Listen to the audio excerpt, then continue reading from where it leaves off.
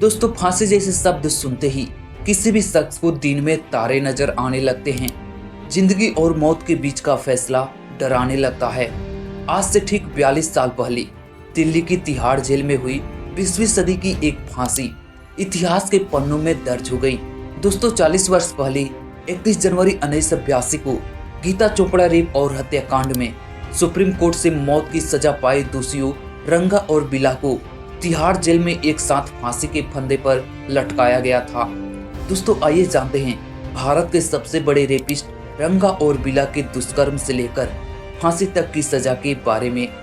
दोस्तों, रंगा और बिला, इन दोनों का असली नाम कुलजीत सिंह और जसबीर सिंह था। रंगा पंजाब के एक गांव से था। उसे पंजाब में ही पाला गया था और वहीं पर ये बड़ा हुआ। यह बहुत कम पढ़ा लिखा था क्योंकि यह कम उम्र में ही अपराध की दुनिया में शामिल हो गया। बिल्ला भी पंजाब से ताल्लुक रखता था और यह भी बहुत कम पढ़ा लिखा था और इसने पंजाब से ही अपराध की दुनिया में शामिल हो गया। इन दोनों ने अपनी लाइफ की सबसे बड़ी दुर्घटना 1978 में की। 1978 में रंगा और बिला एक ऐसा अपराध किए जिसने पूरे भारत को झकझोर कर रख दिया।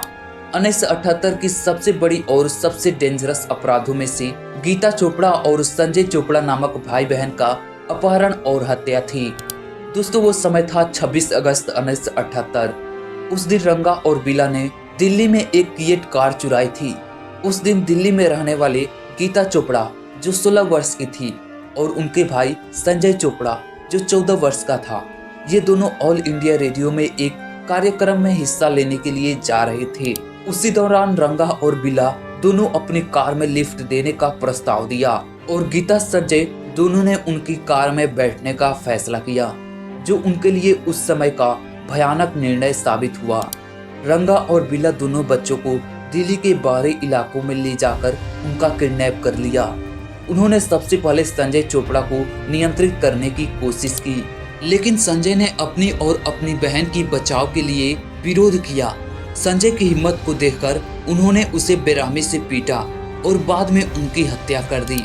इसके बाद उन्होंने गीता चोपड़ा के साथ क्रूरता से बलात्कार किया। गीता ने भी बचने की पूरी कोशिश की, लेकिन दोनों अपराधी उनकी बहादुरी के आगे नहीं झुके और अंत में उसकी भी हत्या कर दी।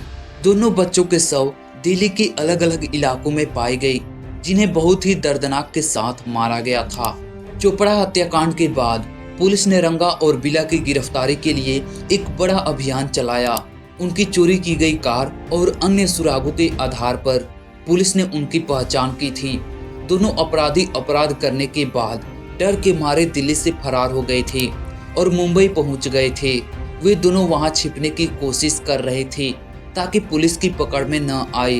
हालांकि पुलिस ने उनकी तलाश में बड़े पैमाने पर जाल बिछाया। उनके खिलाफ जारी वांछित सूचनाओं और देशव्यापी अभियान के चलते पुलिस को उनकी उपस्थिति का पता मुंबई में चला। आखिरकार उन्हें मुंबई से गिरफ्तार किया गया।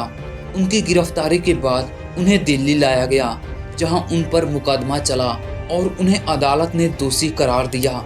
यह मामला इतना हाई प्रोफाइल था कि देश भर की निगाहें इन पर टिकी हुई थी और अंत में दोनों को 1982 में तिहाड़ जेल में फांसी की सजा दी गई।